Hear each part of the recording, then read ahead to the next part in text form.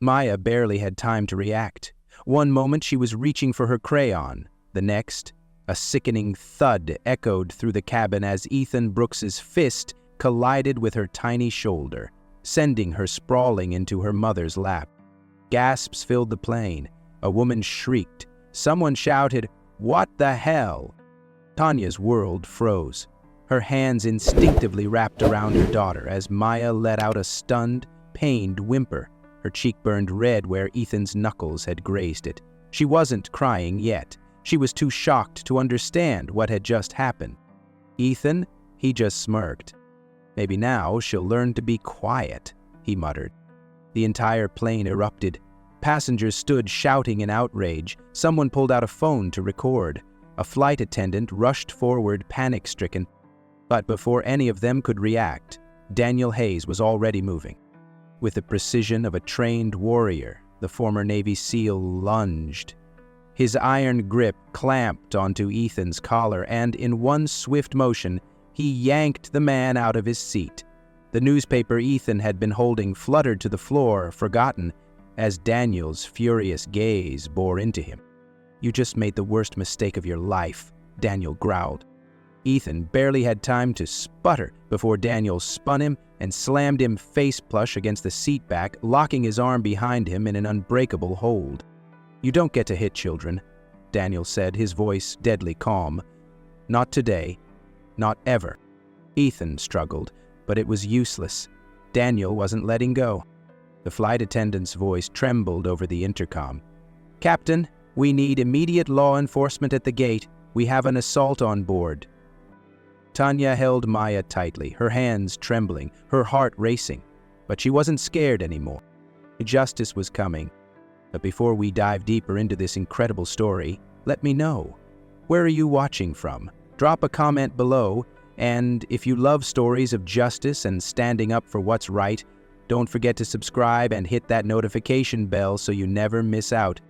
Miami International Airport buzzed with energy. The departure gates were filled with travelers of all kinds. Business people in pressed suits, families wrangling restless children, vacationers with sunglasses perched on their heads, and solo wanderers lost in their thoughts. The air smelled of jet fuel, coffee, and anticipation.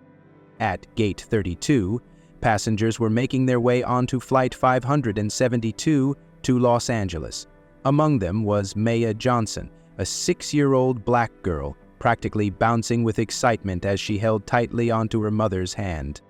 "Mama, do you think we'll see the clouds up close? Like, real close?" Maya asked, her dark eyes wide with wonder. Tanya Johnson smiled, adjusting the strap of her carry-on bag on her shoulder. "Oh, I think so, baby. You'll see them all fluffy and white, just like in your books." Maya giggled, hugging her stuffed rabbit against her chest. Her innocence was pure, untouched. She had no idea that in just a short while, she would experience something that would make the world feel much, much darker. A few feet behind them, Ethan Brooks adjusted the expensive Rolex on his wrist and sighed dramatically. In his early 50s, he was dressed in a tailored navy blazer, a crisp white shirt, and dark slacks. He oozed arrogance, the kind of man who believed the world should cater to him. His sharp, pale blue eyes scanned the crowd, and as soon as they landed on Tanya and Maya, a barely concealed look of disapproval flickered across his face. "Agree," he muttered under his breath. Daniel Hayes, a tall, broad-shouldered man in his early 40s, observed the scene as he slowly made his way toward the boarding line. He carried himself with a calm, controlled presence, the kind of quiet authority that came from years of high-stakes missions. A retired Navy SEAL, Daniel had spent much of his life reading people, assessing threats before they ever turned violent. And right now, Ethan Brooks, he was setting off alarms. Daniel took note of the way Ethan's jaw clenched, the way his fingers curled into a loose fist whenever Maya's voice rang out in excitement. It wasn't just impatience. It was something more. Tanya and Maya reached their row first, settling into their seats near the middle of the plane. Tanya helped Maya buckle in, brushing a hand over her daughter's neatly braided hair, making sure the bright pink beads at the ends weren't tangled. Maya swung her legs slightly, still full of energy, still eager. Ethan slid into the aisle seat across from them with an exaggerated puff, flipping open his newspaper with a sharp snap. His knee bumped against Tanya's bag in the cramped space, and he made no effort to move. Daniel, seated a few rows back, settled into his seat but kept his gaze on Ethan. Years of experience told him trouble doesn't always announce itself. Sometimes it simmers, and sometimes it explodes. This flight was about to get ugly. Maya couldn't stop talking. "This plane is so big, do you think it's bigger than my school, Mama?" Tanya chuckled. "I don't know, sweetheart. Maybe?" Maya pressed her face against the window, mesmerized by the ground crew loading luggage into the belly of the plane. She gasped when she saw a plane take off in the distance. Look, Mama! That plane is flying! We're gonna do that too!" Her excitement was pure, infectious. Ethan Brooks was not infected. He exhaled sharply, lowering his newspaper just enough to glare across the aisle. People don't know how to control their kids," he muttered, loud enough for Tanya to hear. The words hit her like a slap, but she didn't react. Not yet. She had been here before. The quiet, simmering racism. The passive-aggressive digs disguised as comments. Tanya had learned through experience that reacting only gave people like Ethan what they wanted, justification for their prejudice. So she ignored him. For now. But Daniel, he caught every detail. From his seat he saw how Ethan's lips curled in distaste whenever Maya spoke, how his grip tightened around the newspaper, how his shoulders stiffened whenever Maya giggled. It wasn't just a man who disliked kids. This was something deeper, darker. Maya, oblivious, continued her excited chatter. "When do we go fast, Mama? Is it soon? Are we gonna go really fast?"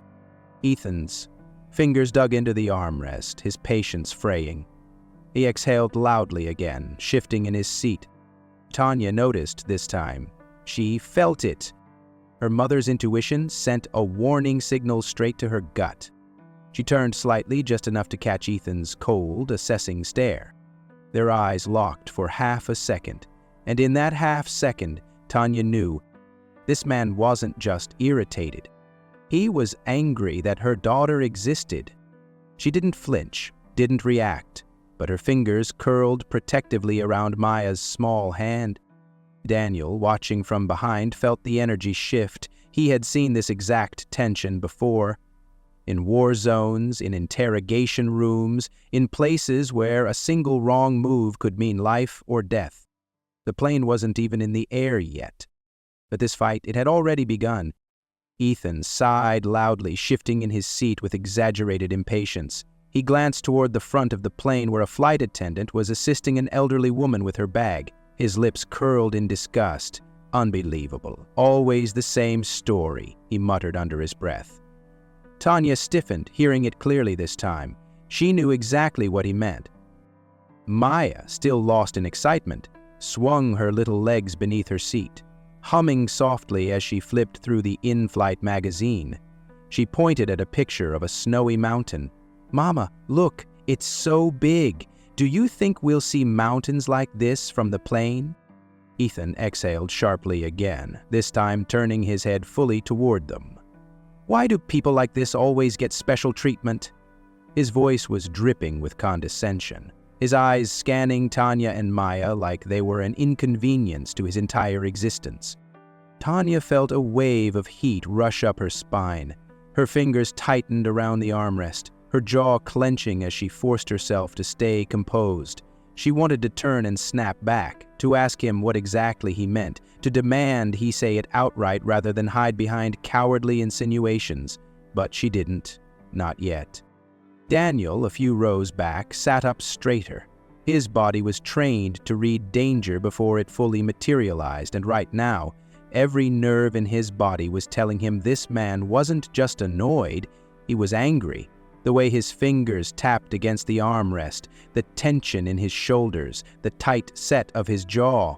These were all signs of a man barely keeping something ugly inside. Daniel had seen that look before, too many times. Other passengers were starting to notice. A middle-aged woman across the aisle darted a nervous glance toward Tanya. A young man in headphones subtly lowered the volume of his music, listening in. Yet no one spoke. Maya finally noticed the tension. Her wide eyes flickered between her mother and the man across the aisle, confused by the way her mom's face had gone stiff. She tugged on Tanya's sleeve. "Mama, did I do something wrong?"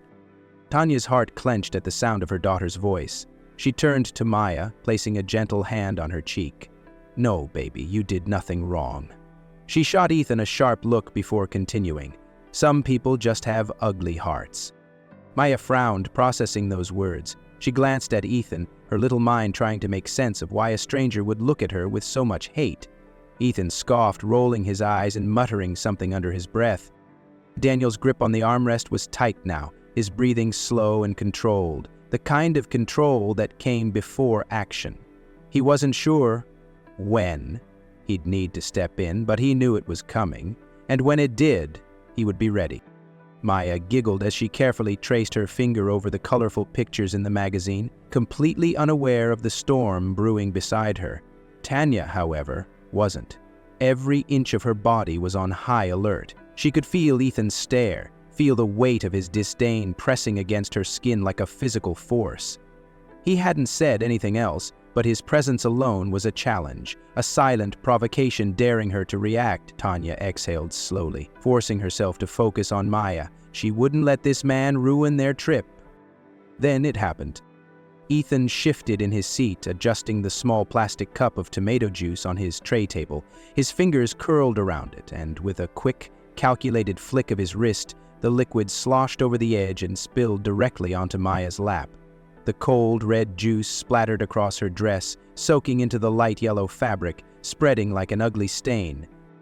Maya gasped, eyes going wide in shock. She froze, looking down at the mess, then up at her mother, her lower lip trembling. "Mama." Ethan leaned back casually, smirking. He said, voice dripping with mock innocence. "Maybe next time she'll learn to sit still." The rage that surged through Tanya was instant and all-consuming.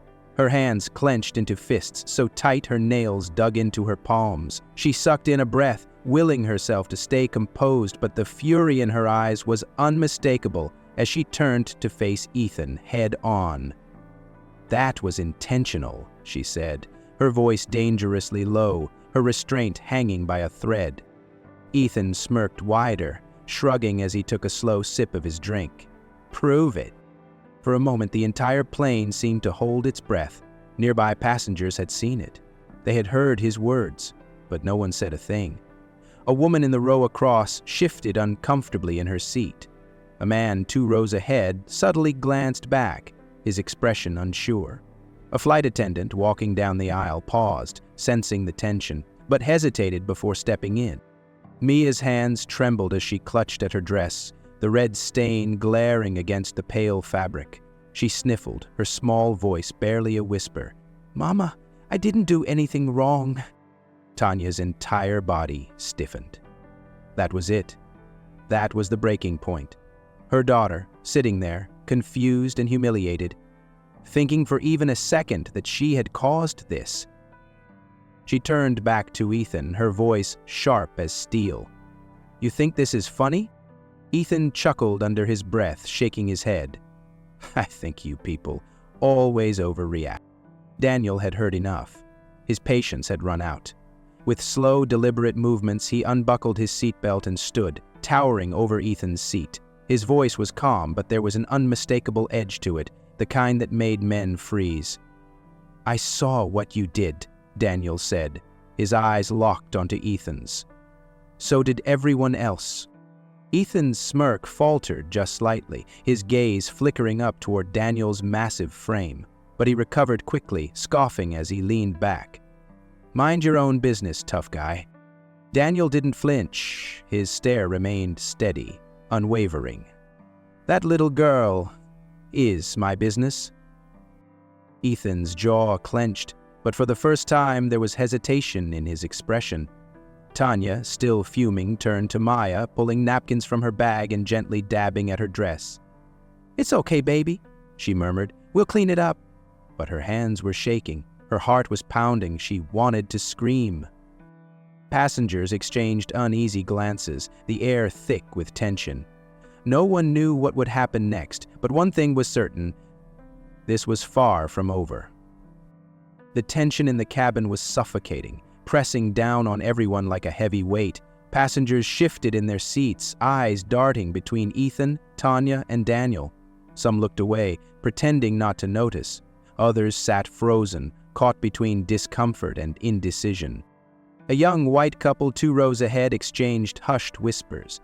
The woman, blonde with nervous eyes, leaned toward her boyfriend.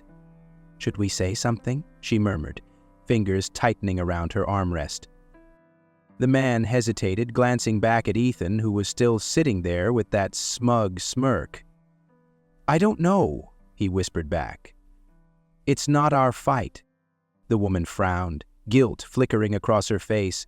"But that little girl—" The older black woman sitting across the aisle exhaled sharply, shaking her head as she muttered under her breath, "Same story, different day." Her voice was low, but there was exhaustion in it, a lifetime of seeing moments like this play out over and over again. She glanced at Maya, her expression softening for just a second before she turned her gaze back to the window, as if she already knew how this would end. A teenage boy in a hoodie, sitting diagonally behind Ethan, discreetly pulled out his phone and hit record. His fingers trembled slightly as he adjusted the angle, making sure to capture everything. Something in his gut told him this situation wasn't just going to fade away. Daniel remained still, his entire body taut with control. His SEAL instincts had been honed over years of live or math situations, and right now, every alarm in his mind was blaring. Ethan was too calm, too arrogant. He wasn't done. Tanya focused on cleaning up Maya's dress, using every ounce of restraint in her body not to let her emotions explode. Maya sniffled quietly, her small fingers twisting into her mother's sleeve. "Mama, can we move seats?" she whispered, her voice shaky, afraid. Tanya swallowed hard, fighting back the lump rising in her throat. "No, baby, we paid for these seats. We stay right here." She forced a smile, trying to be strong for her daughter, but inside, she was shaking with fury. Ethan snorted. "Oh, how noble," he muttered, just loud enough for her to hear. Daniel clenched his jaw, his hands flexed at his sides. He had spent his life dealing with men like Ethan, men who thrived on power, on making others feel small. The only thing that ever stopped them was someone standing in their way. The flight attendant walking down the aisle hesitated, her eyes flickering toward the growing tension, but she kept moving. She probably thought it was just another minor dispute, just another grumpy passenger making a scene. Daniel knew better. This was a countdown. Maya wiped at her dress again, her lips trembling. Tanya stroked her hair, whispering reassurances, trying to keep her daughter from breaking down.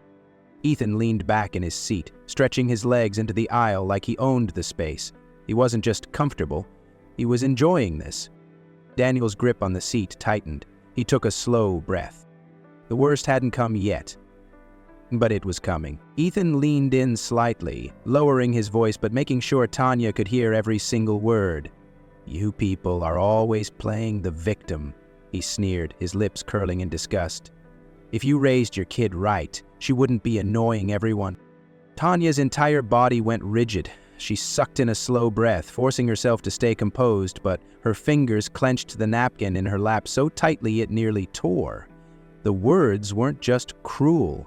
They were meant to cut deep, to dehumanize, to remind her of exactly where he thought she and Maya stood in the world. Maya, who had been looking down at her stained dress, flinched at Ethan's tone. Her small shoulders curled inward, her fingers twisting into the fabric of her shirt.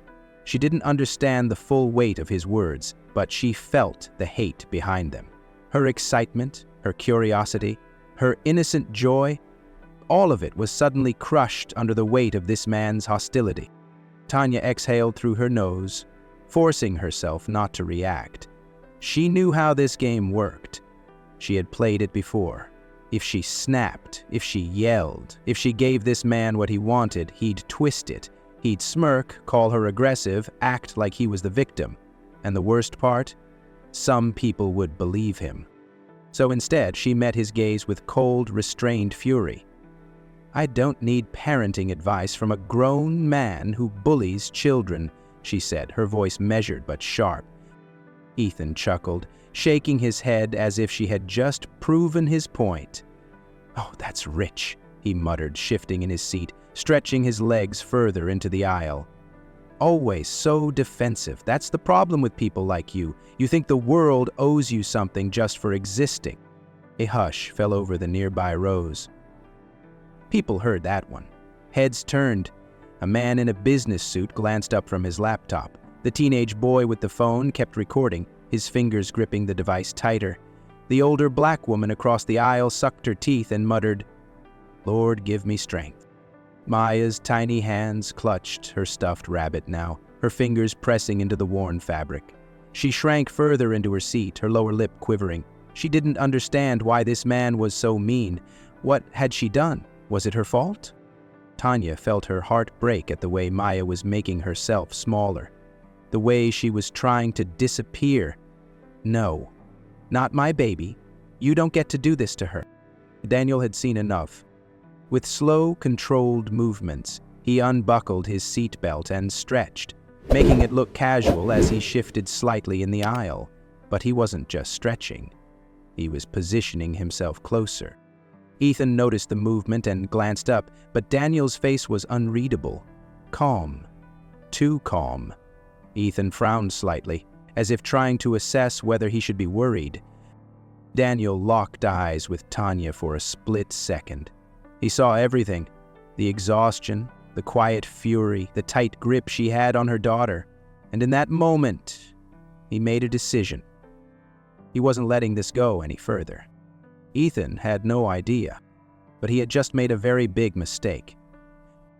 Maya leaned over, reaching for a crayon that had rolled off her tray table. Her small fingers stretched toward the floor, and as she grabbed it, her elbow barely brushed against Ethan's foot. It happened in an instant. Ethan's face twisted with rage, his entire body snapping forward like a coiled snake. With a sudden, vicious movement, he swung his fist, not at an adult, not at someone his size, but at a 6-year-old child. His knuckles connected hard against Maya's shoulder, the force knocking her sideways, the edge of his hand grazing her delicate face.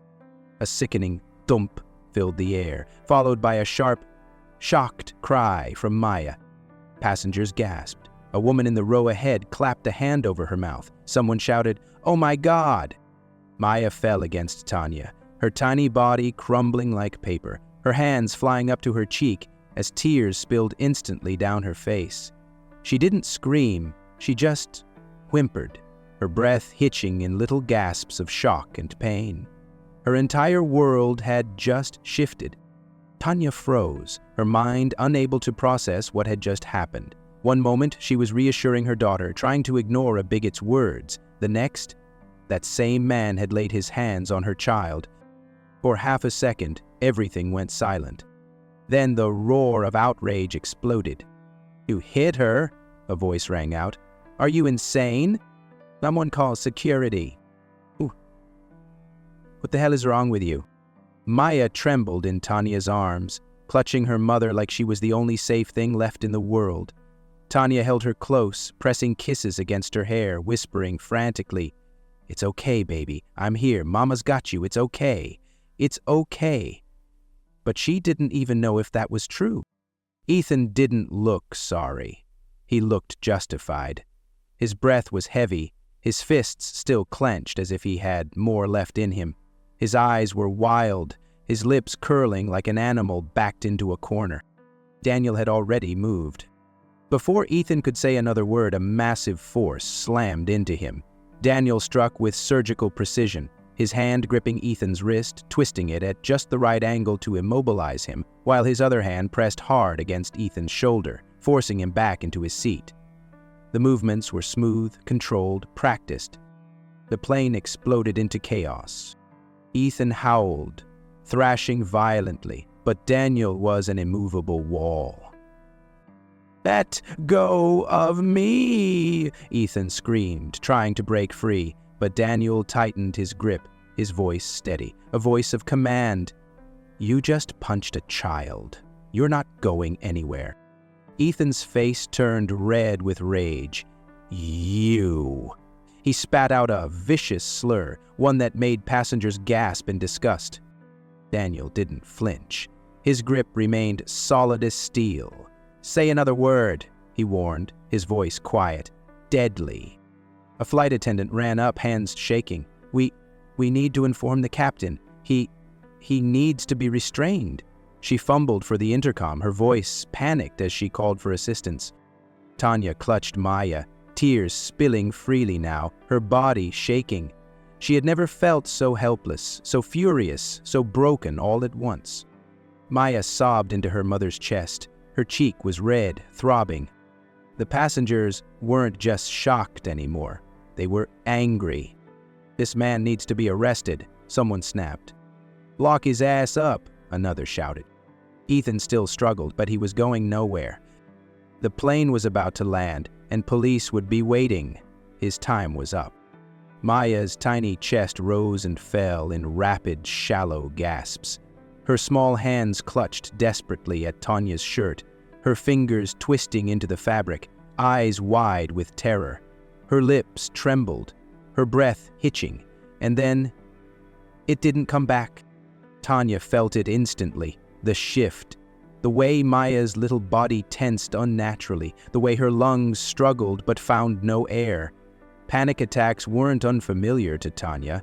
She had seen one once before when Maya had woken up screaming after a nightmare. But this? This was worse. Maya, baby, breathe. Tanya whispered frantically, her hands cradling her daughter's face. Look at Mama. In through your nose, out through your mouth. But Maya's chest convulsed, her lips parting, only tiny fractured breaths escaping in rapid bursts. Her eyes darted around, unfocused, lost in fear. Tanya's own breath stopped. Her hands trembled as she gently shook her daughter. Maya, baby, listen to me. Maya couldn't. Oh God, a passenger murmured. Is she okay? He's not breathing right, someone else said, their voice tinged with fear. A man in the back of the plane stood up suddenly. I'm a nurse. He hurried forward, weaving through the chaos, his face tight with urgency. I need space. Ma'am, I need you to stay calm. Tanya's eyes were wild with fear, but she nodded, trying to keep herself together. The nurse, a middle-aged black man with steady hands, knelt beside Maya and quickly assessed her condition. She's having a panic attack. It's severe. She's not getting enough oxygen. His voice was calm, firm, the kind of voice that had guided people through emergencies before. She's never had one this bad, Tanya choked out, brushing Maya's damp hair from her forehead. It's from the trauma. Her body is shutting down from fear, the nurse explained. He turned to Maya, lowering his voice to a soothing murmur. Hey, sweetheart, I know you're scared, but you're safe now. I need you to follow my voice, okay? Can you do that for me? Maya's tiny hands gripped her mother's arm, her body trembling. Her breathing was still ragged, her chest heaving like it couldn't find its rhythm. The nurse gently took her hand. You're so strong, little one. You've got this. I want you to hold up one finger if you can hear me. For a moment, nothing happened. Then, slowly, Maya lifted a shaking finger. And my girl, Tanya whispered, tears slipping down her cheeks. The nurse nodded, reassured. Okay, now I want you to copy me, sweetheart. He inhaled through his nose. Slow, deep, controlled. Then exhaled through his mouth, his lips forming a gentle whooshing sound. In through the nose, out through the mouth, just like that. Maya struggled, her breath stuttering, her shoulders tight. Tanya gently stroked her back, her voice soft, desperate. Come on, baby. Breathe with me. She inhaled deeply, mirroring the nurse, then let it out, slow and steady. Finally, Maya's little chest expanded. She inhaled, still shaky but deeper than before. Then again, relief swept through Tanya so fast her head spun. Passengers around them let out quiet exhales, some murmuring prayers under their breath. The tension in the air was suffocating. But slowly, it shifted. Daniel, who had been watching all of it, felt something inside him harden. His fingers flexed against the seat, his eyes locked on Maya's fragile form, the bruises already forming on her soft skin. This wasn't just a bad passenger. This was a man who had hurt a child, and Daniel had seen men like him before. Weak men, cowardly men, men who picked fights they knew they would win. Ethan, still trapped beneath Daniel's unyielding grip, sneered as if this was all an overreaction. "Oh, please," he scoffed. "It was a little slap, she's fine." Daniel turned his head slowly, his gaze razor-sharp, ice-cold. The words that left his mouth weren't loud, they weren't a threat. But when he spoke, the entire plane went silent. "If you ever lay a hand on another child again," Daniel said in a voice so calm it was terrifying, "I will personally make sure you never use that hand again."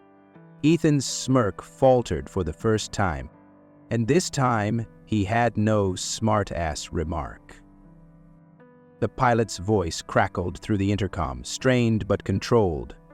"Ladies and gentlemen, due to an onboard incident, we will be making an emergency landing in Phoenix. Please remain in your seats and keep your seatbelts fastened."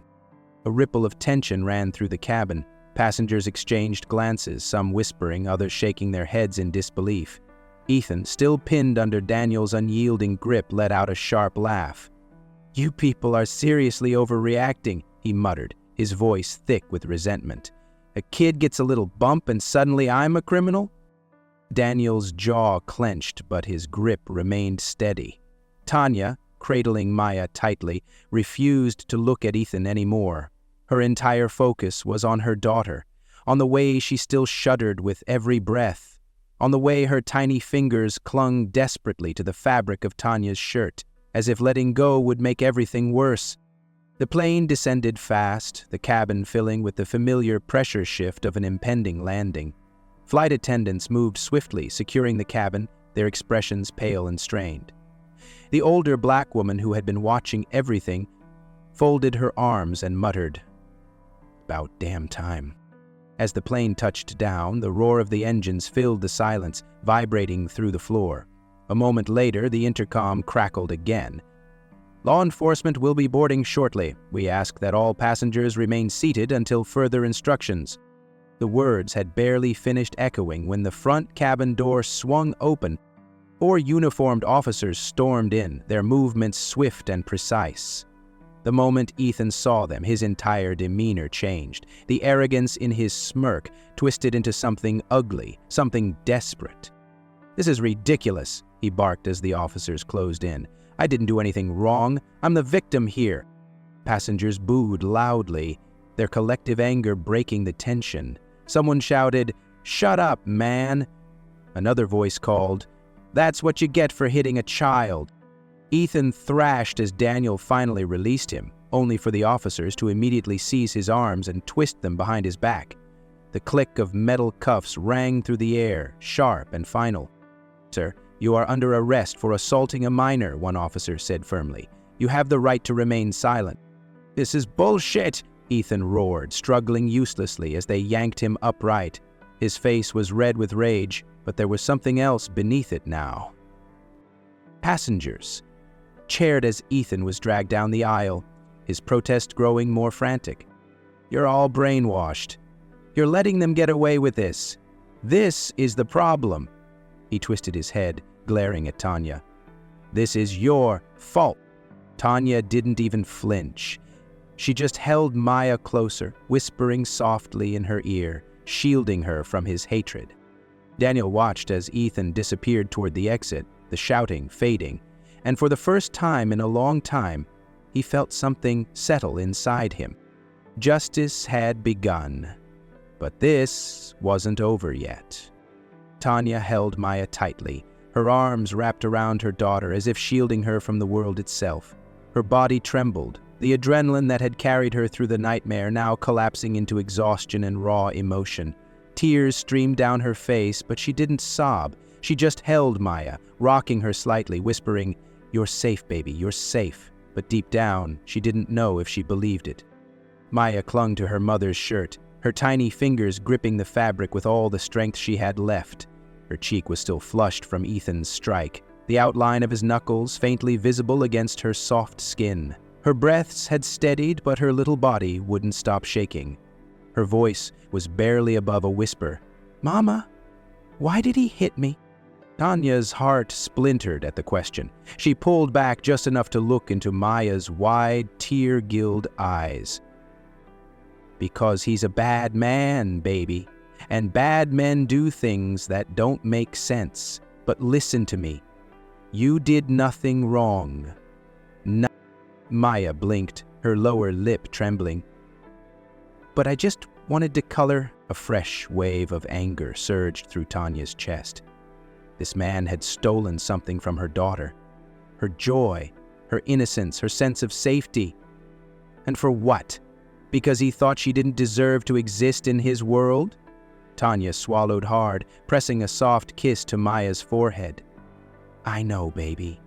I know." Daniel knelt down beside them, his towering presence suddenly gentle, steady.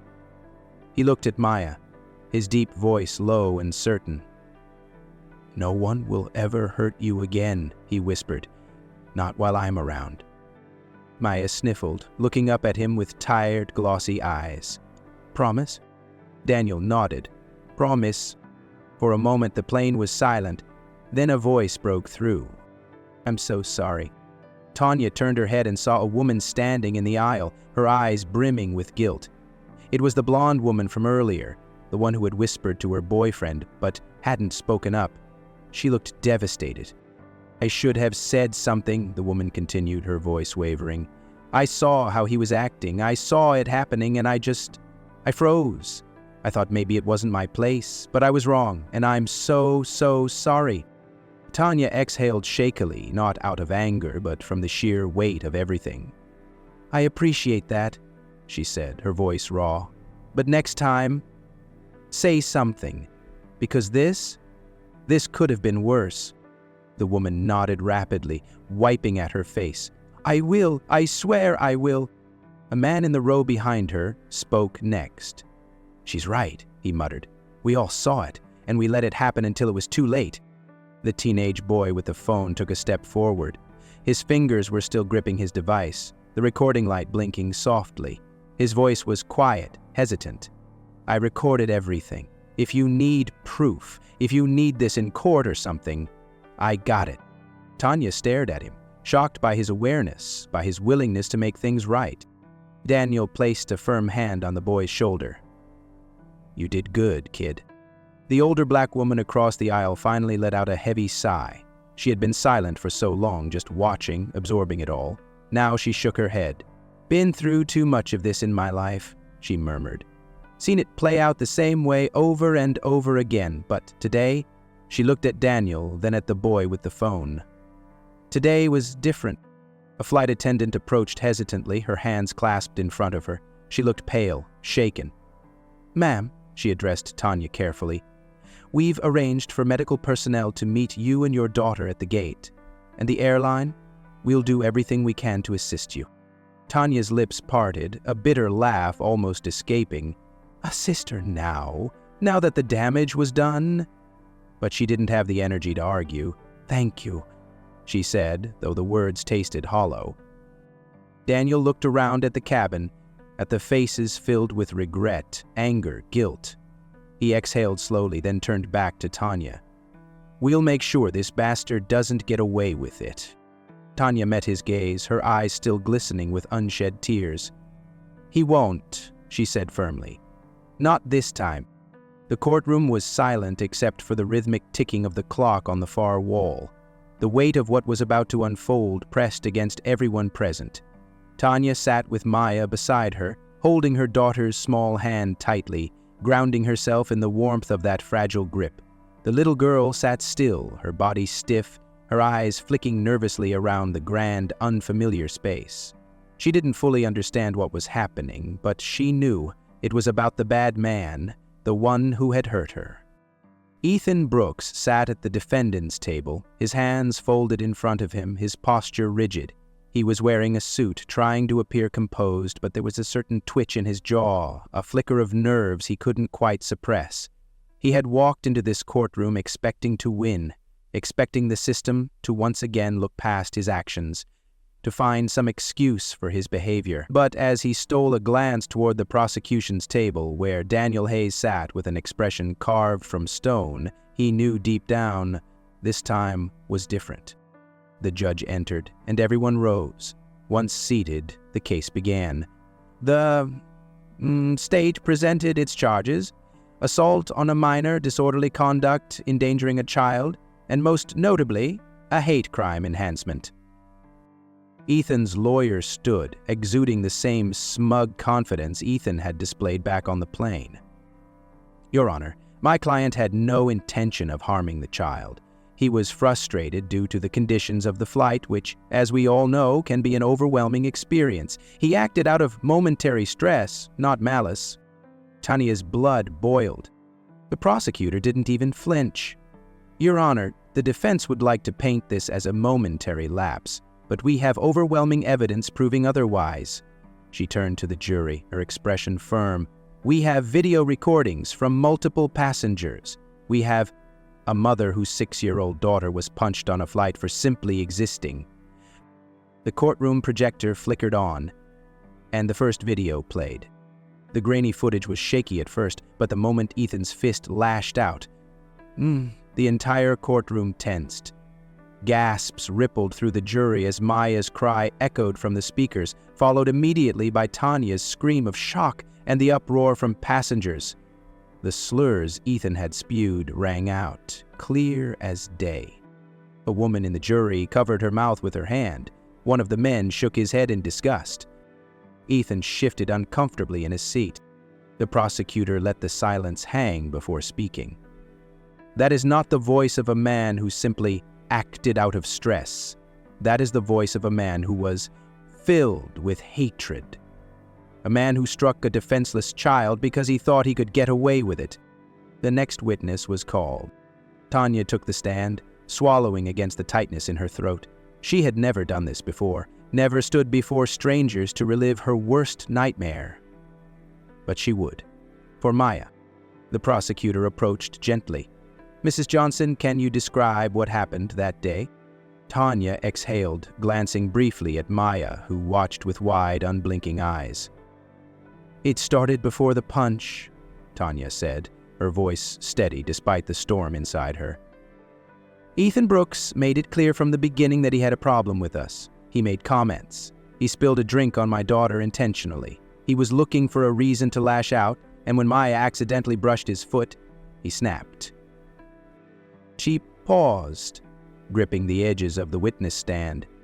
He hit her, hard, and then he acted like he had done nothing wrong. Ethan's lawyer stood up. Objection. Speculation. The prosecutors turned calmly. There is no speculation here. We all just watched the video. The judge nodded. Objection overruled. Tanya continued, her voice growing stronger. I held my baby in my arms while she gasped for air, while she shook from fear, and while I was trying to comfort her, he was laughing. He called himself the victim. Her voice broke slightly, but she refused to let her emotions take over. This isn't just about one man losing his temper. It's about what happens when people think they can hurt us without consequence. The next witness was called. Daniel Hayes walked to the stand with the same unshakable presence he had carried on the battlefield. The prosecutor stepped forward. Mr. Hayes, can you state your experience in handling violent situations? Daniel met the jury's gaze head-on.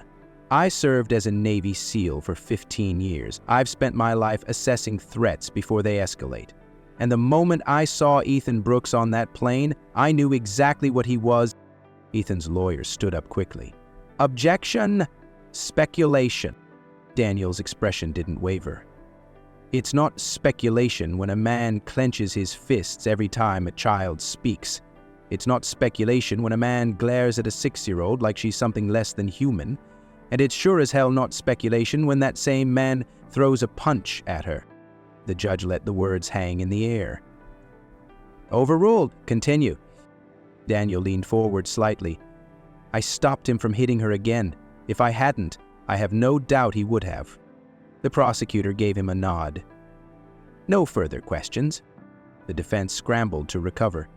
Ethan's lawyer attempted to downplay the racial aspect, but the video footage spoke louder than any argument he could make. And then it was time for Ethan himself to testify. He tried to feign remorse, sitting up straight, his voice suddenly smooth and measured. "I regret my actions," he said, looking toward the jury. "I was exhausted. I had a lot on my mind. You regret hitting a child?" the prosecutor cut in. Ethan hesitated. The prosecutor's eyes narrowed. "A yes or no will do, Mr. Brooks." Ethan's jaw clenched. Yes or no?" A tense silence. Then, barely above a whisper, "No." It was over. The jury needed no more convincing. After a brief deliberation, they returned. The judge asked for the verdict. The foreman stood. In the defendant, Ethan Brooks, guilty on all charges, with the hate crime enhancement applied. Tanya let out a shaky breath. Her grip on Maya tightened, but this time it was out of relief.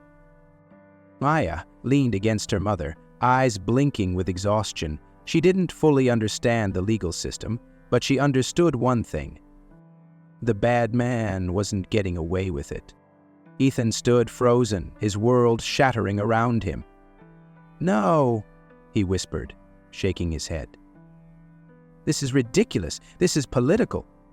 You're ruining my life over some brat?" A guard approached, gripping Ethan's arm. "That's enough." Ethan yanked against the hold, but it was useless. "I'm the victim here." No one believed him. Tanya squeezed Maya's hand gently. "It's over, baby." Maya looked up at her mother. "He can't hurt me anymore?" Tanya's eyes softened. "No, sweetheart, he can't." Maya's nightmares started the night after the trial.